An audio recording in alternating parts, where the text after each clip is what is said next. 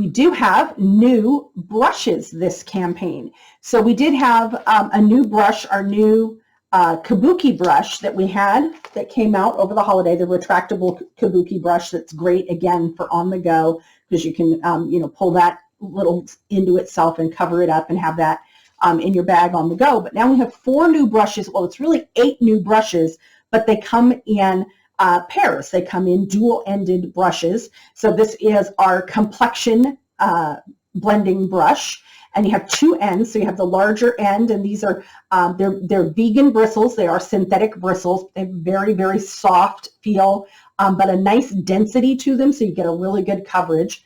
So it has sort of a slightly rounded flat end, and then you've got a smaller area. So this end, the smaller area, is great for concealers, for getting like in the under eye area and around, when you're trying to get around the nose, those smaller areas. And then this is good for your all over foundation. Works great with powder foundations and with the cream to powder foundation. The only kind I haven't tried it yet with is liquid, but I imagine it'll actually work really well with that too, because I've used a similar type of brush with liquid foundations before. Then we have our blush and contour brush.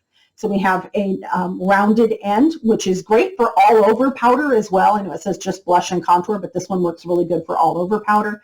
And then you have your angled brush there with the little bit thinner that works great for blush and for contouring. So very good combination there. We also have our eyeshadow blending brush. So we have 2 ends. So we have the rounded end, which is great for all over and doing just the lid. And then we have a really good crease brush.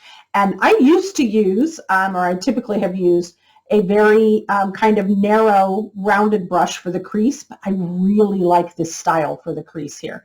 So you see it's a bit wider, but it's also narrower. So you get very, very controlled application. So you can control kind of in a thin area, or you can turn it sideways and do more of a swipe over the whole area. And then last but not least, actually one of my favorites, because I'm a big fan of using some of my eyeshadow shades, my powder eyeshadows, either as my eyeliner for the day or to kind of soften the look of a pencil eyeliner. So this is the Precision Eye brush, and you've got that more controlled, smaller, more precision short brush. And then you also have the angled, very narrow brush, which works very, very well as to apply powder as an eyeliner. So those are the new brushes, and there's the whole collection. We have